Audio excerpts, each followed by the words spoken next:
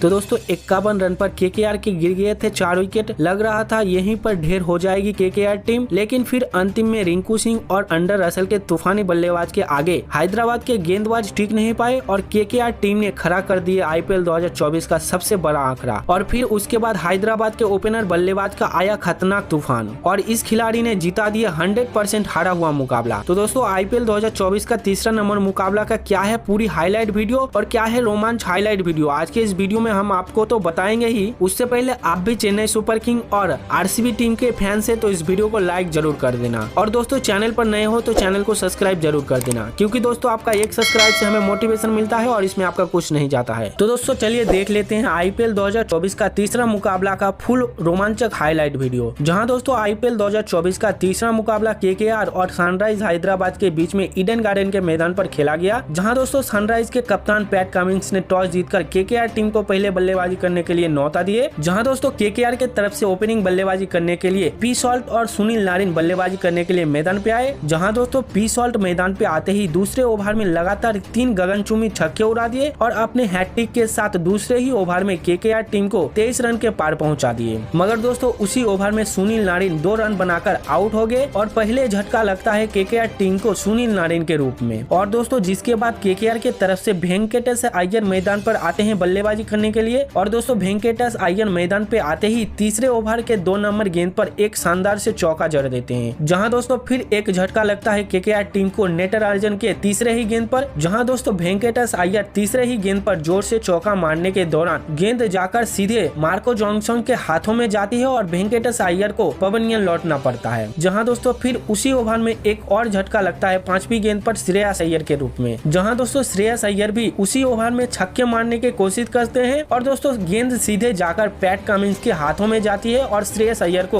0 run पर pavilion लौटना पड़ता है। जिसके बाद दोस्तों केकेआर के तरफ से नीतीश राणा बल्लेबाजी करने के लिए मैदान पे आते हैं। जहां दोस्तों नीतीश राणा भी ज्यादा देर टिक नहीं पाए हैदराबाद के तेज गेंदबाज के सामने। जहां दोस्तों नीतीश राणा भी 7.3 गेंद पर कैच आउट हो जाते हैं राहुल तिवाटिया के हाथों और दोस्तों 9 रन बनाकर नीतीश राणा निराश होकर पवेलियन लौट जाते हैं। जिसके बाद दोस्तों मानो केकेआर 50 रन पर ही ऑल आउट हो जाएगी। मगर दोस्तों फिर केकेआर के तरफ से रणदीप सिंह मैदान पर बल्लेबाजी करने के लिए आते हैं और दोस्तों बहुत ही खतरनाक अंदाज से पी सॉल्ट के साथ देते हुए रणदीप सिंह ने बहुत ही खतरनाक अंदाज से बल्लेबाजी किए। जहां दोस्तों रणदीप सिंह मैदान पे आते ही छक्के और चौके बटन शुरू कर देते हैं। जहां दोस्तों रणदीप सिंह मैदान पे आते ही पैट कमिंस के 8वीं ओवर के दूसरी गेंद पर कोवर डाइव पर एक शानदार से चौका जड़ देते हैं। जहां दोस्तों रणदीप सिंह ने उसी ओवर में एक और छक्के जड़ देते हैं और एक चौके जड़ देते हैं। दूसरी तरफ दोस्तों पी सॉल्ट भी 10वीं ओवर के पहले ही गेंद पर एक शानदार से विस्फोटक अंदाज से छक्के जड़ देते हैं। जहां दोस्तों फिर हमें 11 ओवर के पहले ही गेंद पर रणदीप सिंह फिर एक गगनचुंबी छक्के उड़ा देते हैं। मगर दोस्तों रणदीप सिंह भी ज्यादा देर टिक नहीं पाए और 12 पहले ही गेंद पर मार्केंडी के हाथों कैच आउट हो जाते हैं, पवेलियन लौटना पड़ता है। जहां दोस्तों मनदीप सिंह ने अपने पारी के दौरान मात्र 17 गेंद पर ही 35 रन कूट दिए थे, जिसमें 4 गगनचुंबी छक्के और 4 चौके शामिल थे। जहां दोस्तों फिर 13वीं ओवर के दूसरे ही गेंद पर पी सॉल्ट एक शानदार से चौका लगाते हैं और अपना अर्धशतक पूरा करते हैं। और दोस्तों अर्धशतक पूरा करने के तुरंत ही उसी ओवर में 5वीं नंबर गेंद पर पी सॉल्ट छक्के मारने के प्रयास में मार्को जॉनसन के हाथों कैच आउट हो जाते हैं। और दोस्तों पी सॉल्ट अपने पारी के दौरान 40 गेंद में 54 रन कूट देते हैं, जिसमें 3 गगनचुंबी छक्के और 3 चौके शामिल थे। और दोस्तों फिर लग रहा था केकेआर 120 रन पर ही बंडल हो जाएगी। मगर दोस्तों फिर अंडर रसल और रिंकू सिंह मैदान पे आते हैं और दोस्तों अंडर रसल मैदान पे आते ही छक्के और चौके जड़ना शुरू कर देते हैं। जहां दोस्तों अंडर रसल मैदान पे आते ही 15 ओवर के पहले ही गेंद पर एक लंबा सा छक्का जड़ देते हैं स्ट्रेट डाइव पर। जहां दोस्तों अंडर रसल ने फिर उसी ओवर में चौथे ही गेंद पर एक और लंबा सा छक्का जड़ देते हैं। यानी कि दोस्तों उसी ओवर में अंडर रसल ने 3 गगनचुंबी छक्के जड़े थे और दोस्तों देखते ही देखते अंडर रसल ने खतरनाक अंदाज से बल्लेबाजी करते हुए 18 गेंद पर ही अपना अर्धशतक पूरा कर लिए थे। फिर दोस्तों हमें एक विकेट देखने के लिए मिला 19.1 गेंद पर रिंकू सिंह के रूप में। जहां दोस्तों रिंकू सिंह जोर से छक्के मारने के प्रयास में मकरम के हाथों कैच आउट हो जाते हैं। जहां दोस्तों रिंकू सिंह ने अपने पारी के दौरान 15 गेंद में 23 रन का योगदान दिए थे, जिसमें शानदार से 3 चौके शामिल थे। और दोस्तों फिर उसी ओवर में अंडर रसल ने एक छक्का जड़ दिए और केकेआर के 200 रन के पार पहुंचा दिए। और दोस्तों अंडर रसल ने अपने पारी के दौरान नॉट आउट रह के मात्र 25 गेंद में 64 रन का योगदान दिए, जिसमें 7 गगनचुंबी छक्के और 3 चौके शामिल थे। जहां दोस्तों केकेआर ने 7 विकेट के नुकसान पर 208 रन का लक्ष्य देता है सनराइज हैदराबाद टीम को। जिसके बाद दोस्तों सनराइज इस स्कोर का का पीछा करने के लिए मैदान पे आते हैं, जहां दोस्तों सनराइज हैदराबाद की तरफ से ओपनिंग बल्लेबाजी करने के लिए मयंक अग्रवाल और अभिषेक शर्मा बल्लेबाजी करने के लिए मैदान पे आते हैं। जहां दोस्तों ये दोनों ही बल्लेबाज हैदराबाद के तरफ से खतरनाक अंदाज से शुरुआती बल्लेबाजी किए, जहां दोस्तों मयंक अग्रवाल ने पहले ही ओवर के 5वीं नंबर गेंद पर एक शानदार से चौका जड़ देते हैं। जहां दोस्तों मयंक अग्रवाल ने पहले ही ओवर में अपना जलवा बिखरने शुरू कर दिए थे। जहां दोस्तों मयंक अग्रवाल ने पहले ही ओवर के 5वां नंबर गेंद पर एक शानदार से ओवर डाइव में चौके जड़ दिए थे। वहीं दोस्तों दूसरे ही ओवर में दूसरे ही गेंद पर फिर से मयंक अग्रवाल ने एक शानदार से चौके जड़ दिए थे। जहां दोस्तों दोनों ही खिलाड़ी ने शुरुआती से ही छक्के और चौके जड़ना शुरू कर देते हैं और 5 ओवर तक अपने पारी को संभाल रखते हैं। जिसके बाद दोस्तों हैदराबाद को पहला झटका लगता है 5वीं ओवर के 3 नंबर गेंद पर मयंक अग्रवाल के रूप में। जहां दोस्तों मयंक अग्रवाल ने बाउंसिंग गेंद को पुल मारने की कोशिश में सीधे जाकर गेंद रिंकू सिंह के हाथों में जाती है और दोस्तों मयंक अग्रवाल को निराशा होना पड़ता है और पवेलियन लौटना पड़ता है। जहां दोस्तों आपको बता देते हैं मयंक अग्रवाल ने अपने पारी के दौरान एक गगनचुंबी छक्के और 4 चौके जड़े थे, जिसके मदद से 32 रन का योगदान दिए थे मयंक अग्रवाल ने। जिसके बाद दोस्तों मैदान पे आते हैं राहुल तिवाटिया। जिसके बाद दोस्तों फिर हमें एक चौका देखने के लिए मिलते हैं अभिषेक शर्मा के बल्ले से और दोस्तों ठीक उसके अगले ही गेंद पर हैदराबाद को फिर एक झटका लगता है अभिषेक शर्मा के रूप में। जहां दोस्तों अभिषेक शर्मा ने 7वीं ओवर के 2 नंबर गेंद पर छक्के मारने के प्रयास में गेंद सीधे जाते हैं वरुण चक्रवर्ती के हाथों पर और दोस्तों अभिषेक शर्मा को निराश होकर पवेलियन लौटना पड़ता है। जहां दोस्तों अभिषेक शर्मा ने अपने पारी के दौरान 2 गगनचुंबी छक्के और 4 चौके जड़े थे, जिसके मदद से 32 रन का योगदान दिए थे। जिसके बाद दोस्तों हैदराबाद के तरफ से एडम अकरम बल्लेबाजी करने के लिए मैदान पे आते हैं। जहां दोस्तों आपको बता देते हैं एडम अकरम मैदान पे आते ही अगले ही गेंद पर अंडर रसल को एक शानदार से चौके जड़ देते हैं। फिर दोस्तों हमें 9वीं ओवर के दूसरे ही गेंद पर एक गगनचुंबी छक्के देखने के लिए मिलते हैं राहुल तिवाटिया के बल्लेबाजी से। फिर दोस्तों 11.4 गेंद पर हैदराबाद को एक झटका लगता है एडम अकरम के रूप में। जहां दोस्तों एडम अकरम ने अपने पारी के दौरान शानदार से 2 चौके जड़े थे और 18 रन का योगदान दिए थे। फिर दोस्तों हैदराबाद को और एक झटका लगता है उसी ओवर के लास्ट गेंद में राहुल तिवाटिया के रूप में। जहां दोस्तों 100 रन पर हैदराबाद का 4 विकेट गिर गया थे। जिसके बाद दोस्तों मैदान पे आते हैं कैलासन और दोस्तों कैलासन के खतरनाक बल्लेबाजी के सामने केकेआर के कोई भी गेंदबाज उतना खास गेंदबाजी नहीं कर पा रहे थे और कैलासन लगातार छक्के और चौके जड़ रहे थे। जहां दोस्तों कैलासन 14 ओवर के दूसरे गेंद पर एक शानदार से छक्के उड़ा देते हैं। जहां दोस्तों उसी ओवर में कैलासन ने फिर एक गगनचुंबी छक्के और उड़ा देते हैं और दोस्तों फिर हैदराबाद को एक और झटका लगता है अब्दुल सामेद के रूप में। और दोस्तों दूसरे तरफ कैलासन वरुण चक्रवर्ती को 17 ओवर में लगातार 3 गगनचुंबी छक्के उड़ा देते हैं। जहां दोस्तों कैलासन को रोकना नामुमकिन हो रहा था। जहां दोस्तों हैदराबाद को अंतिम 6 गेंद में चाहिए था 13 रन। जहां दोस्तों पहले ही गेंद पर कैलासन ने एक शानदार से गगनचुंबी छक्के स्टेट डाइव पे मार दिए थे। वही दोस्तों दूसरे ही गेंद पर कैलासन को सिंगल लेना पड़ा और फिर दोस्तों 3 नंबर गेंद पर हैदराबाद को झटका लगता है शाहबाद अहमद के रूप में। और दोस्तों आखिरी 2 गेंद पर हैदराबाद को जीत के लिए चाहिए था 5 रन और दोस्तों बल्लेबाजी कर रहे थे कैलासन। जहां दोस्तों 5वीं नंबर गेंद पर कैलासन ने जोर से मारने की कोशिश की और दोस्तों गेंद सीधे जाकर हरीश राणा के हाथों में जाती है और कैलासन आउट हो जाती है और दोस्तों हैदराबाद इस मुकाबले को बहुत ही करीब से हार जाती है। तो दोस्तों ये था आईपीएल 2024 का केकेआर वर्सेस सनराइज हैदराबाद के पूरे हाईलाइट वीडियो। तो दोस्तों आपको क्या लगता है आईपीएल 2024 का खिताब कौन सी टीम जीतने वाली है? आप अपनी कीमती राय में कमेंट करके जरूर बताना।